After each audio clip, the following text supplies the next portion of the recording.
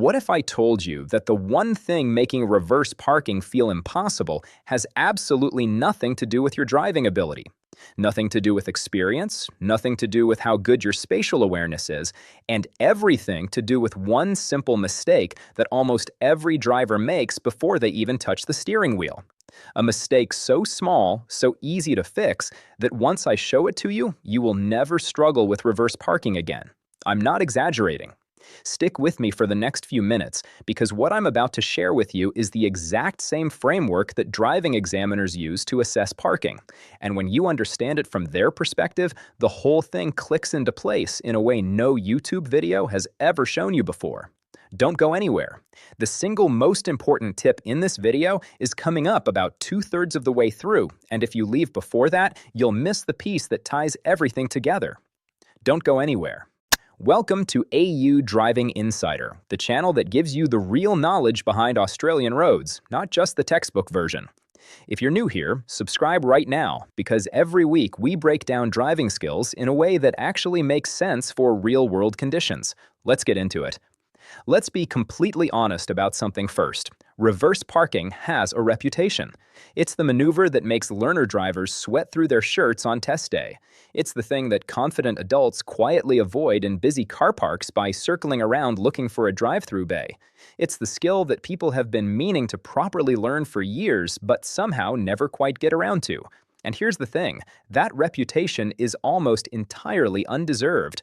Reverse parking is not difficult. It only feels difficult because the way it's traditionally taught skips over the foundational understanding that makes everything else make sense. Most people are taught a sequence of steps without ever understanding why those steps work. And when you don't understand the why, the moment something looks slightly different from what you practiced, your brain panics and the whole thing falls apart. So today, we're doing this differently. We're not just going to walk through steps, we're going to build your understanding from the ground up so that you could park in any bay, in any car park, in any vehicle, and know exactly what to do. That's the difference between memorizing a trick and actually mastering a skill. Let's start with the fundamental truth about reverse parking that most people never hear. Your car does not reverse the way your brain expects it to. When you steer forward, the front wheels turn and the front of the car follows. Simple, intuitive, exactly what you'd expect. But when you reverse, the physics flip. The rear wheels become the pivot point, and the front of the car swings wide in the opposite direction to where you're steering. This is called rear wheel lead, and it is the root cause of almost every reverse parking mistake ever made. When you turn left while reversing, your rear goes left and your nose swings right. When you understand this physically, not just intellectually, but in your body, in your instincts, the whole maneuver starts to make sense. Because now you're not guessing what the car is going to do, you know exactly what it's going to do. Here's a quick way to feel this before you even attempt to park. Find a completely empty car park or quiet street. Put the car in reverse, and with absolutely nothing around you, make a full steering input to the left and slowly reverse. Watch what happens to the front of your car in relation to where the rear is going. Feel the swing. Do it again to the right. Most people have never done this deliberately, and the first time they do, something clicks. The car suddenly feels predictable rather than mysterious. That predictability is what calm, confident parking is built on, and it only takes 2 minutes to develop it. Now, let's build the actual technique, and we're going to do this in a way that gives you both the steps and the understanding behind each one. Because at AU Driving Insider, we believe a driver who understands what they're doing will always outperform a driver who's just following instructions. The first phase is selection and setup, and this is where the majority of parking mistakes are born, before a single reversing movement has happened. Most drivers pick a bay, pull up beside it, and start reversing almost immediately.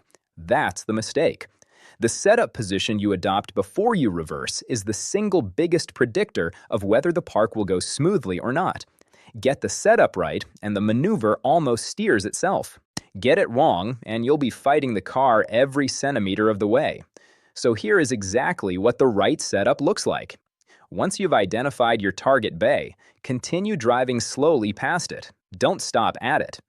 As you pass the bay, position your car approximately 1 meter away from the line of parked vehicles beside you. That 1 meter gap is crucial. It's not about leaving room for other traffic. It's about giving your rear end the angle and space it needs to swing cleanly into the bay without clipping anything. Too close to the parked cars, and your rear will immediately threaten the car beside your bay. Too far out, and you'll enter the bay at too shallow an angle and end up crooked. 1 meter is the sweet spot, and over time, you'll develop an instinct for it. But in the beginning, use your door as a rough reference. A 1 meter gap looks roughly like the width of your car door fully opened.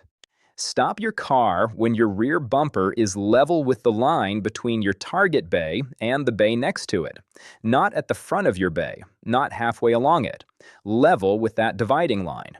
This is your launch point, and it matters more than almost anything else in this technique. Take a second and just look around before you move.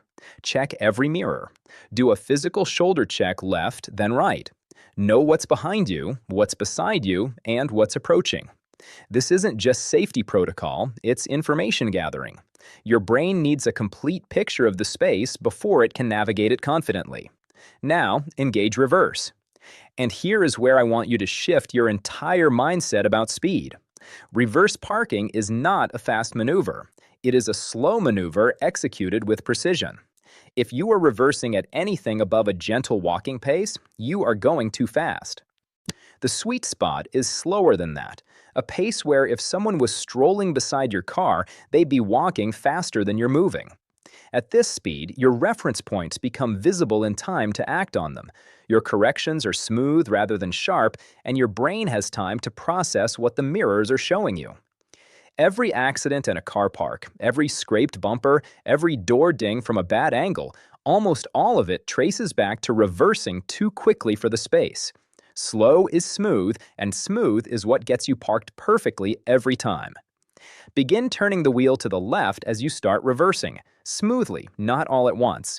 You're aiming for roughly 3/4 toward full left lock for a standard Australian angle bay. As you do this, watch your left door mirror. This is your primary source of information right now, and I want you to look for one specific thing: your left rear corner. As the car swings into the bay, you should be able to see the left rear corner of your car in that mirror, and you want to track it toward the left bay line. Not touching it, approaching it. When that left rear corner is tracking cleanly toward the left line and your rear end is clearly inside the bay, that is your cue to begin unwinding the steering wheel back to straight. This unwinding moment is where a lot of learners hesitate and overcorrect. They see the car entering the bay and they're not sure when to straighten up.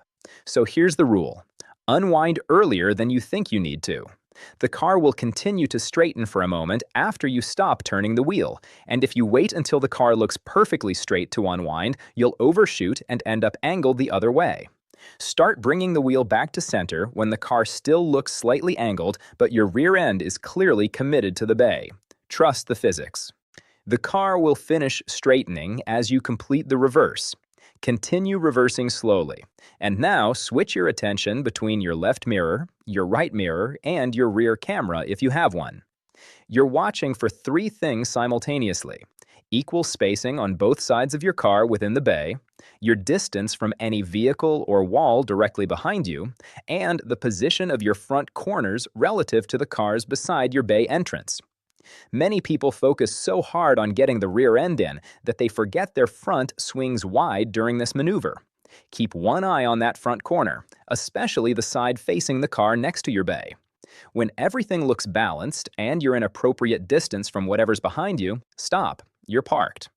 Now here's the tip I promised you earlier, the one that ties everything together and the one that separates drivers who occasionally nail a park from drivers who nail it consistently every single time. It's called reference point calibration, and here's what it means. Every car is slightly different. The mirror angle, the seat height, the length of the bonnet, the width of the vehicle. All of these things affect what you see from the driver's seat. A reference point that works perfectly in your hatchback might not work in your partner's SUV. So here's what you do. Before you practice in a new vehicle, spend 5 minutes in a safe, empty space just observing what your mirrors show you at different points. Back up to a line on the ground and look at where that line appears in your mirror. Reverse to within half a meter of a wall and see how it looks in your rear camera. Build the mental map for that specific vehicle. It only takes a few minutes, and it transforms your confidence in that car immediately. This is actually something professional driving instructors do with every single student who gets in a new car, and it's almost never discussed in online tutorials. Most people assume that parking skill transfers automatically between vehicles. It does, but only if you take 2 minutes to calibrate your reference points first. Skip this step, and you'll find yourself suddenly struggling in a rental car or a borrowed vehicle and wondering what went wrong. Do this step, and you'll adapt to any vehicle in minutes. Let's talk about what to do when things don't go to plan, because this is real life, and real car parks are not the clean diagrams in a learner's handbook. Cars overhang their bays, shopping trolleys appear from nowhere, pillars sit at inconvenient angles. The car beside your target bay is parked so badly it's eating into your space. These things happen constantly, and the correct response to all of them is identical. Stop, assess, and reset if necessary. Pulling forward to reset your position is not a sign that you're a bad driver. It is literally what good drivers do.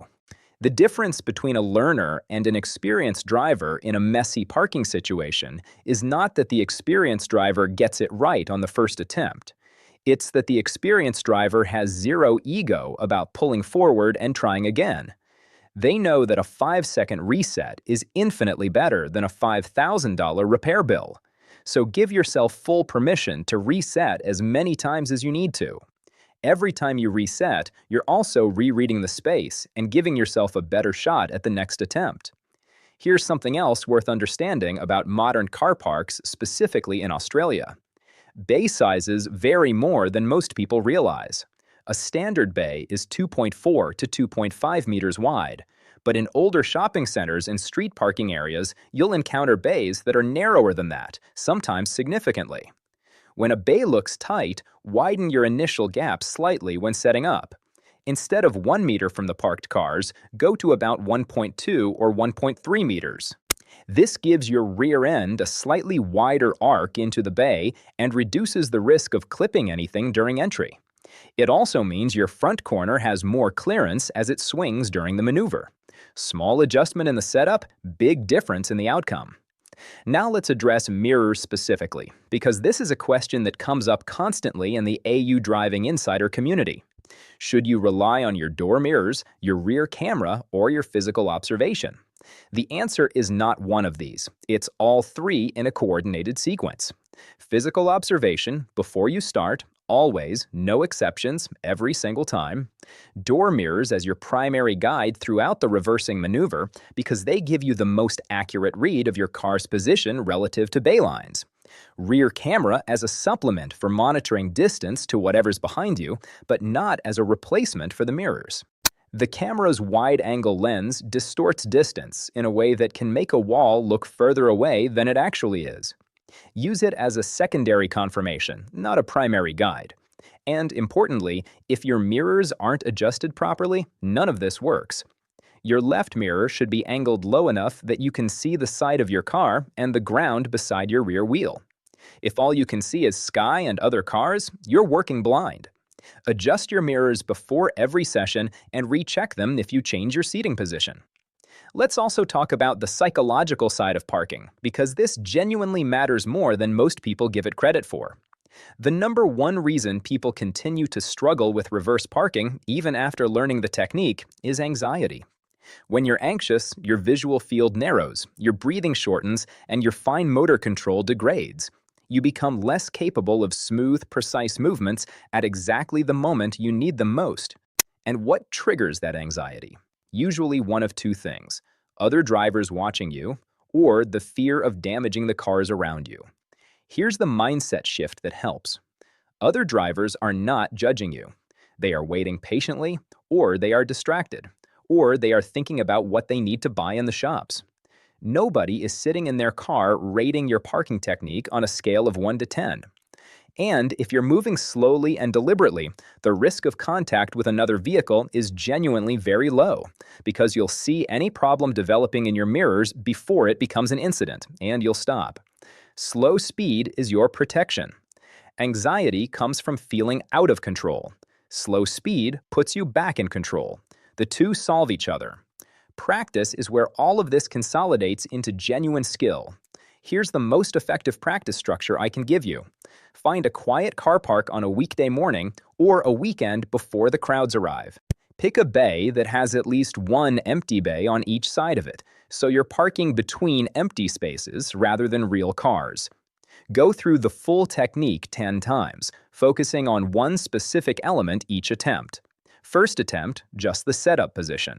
Second attempt, the initial steering input and the left mirror watch. Third attempt, the unwinding timing. Build it layer by layer. After 10 attempts, move to a bay with a real car on one side. After you're comfortable with that, park between real cars. This graduated approach builds confidence without exposing you to unnecessary risk, and it means your skill grows in a way that actually transfers to real conditions. The drivers who tell me reverse parking changed for them didn't have a magical moment of sudden ability. They practiced deliberately. They understood what they were doing and why, and they accumulated enough repetitions that the system became automatic. That's what we're building toward. And it happens faster than you think. So there it is, the complete framework. The setup position and why it matters more than any steering input. The rear wheel lead physics that make the whole maneuver predictable. The slow speed principle that eliminates almost every parking mistake. The reference point calibration that makes you confident in any vehicle. The mirror sequence that gives you complete spatial awareness. The reset mindset that removes ego from the equation. And the graduated practice structure that builds real transferable skill. You now know more about reverse parking than most drivers who've been on the road for a decade. The only thing left is to go and use it. If this video helped you see parking differently, do me a favor and hit the like button. It's the biggest thing you can do to help AU Driving Insider reach more drivers who need this content. Drop a comment below and tell me, what's your next driving challenge? Reverse parking on a hill? Tight multi-story car parks? Parallel parking on a busy street? Tell me and I'll put it on the content list. And if you haven't subscribed yet, what are you waiting for? New videos every week. Real knowledge, zero fluff. Hit subscribe, turn on notifications, and I will see you in the next one. Drive safe out there.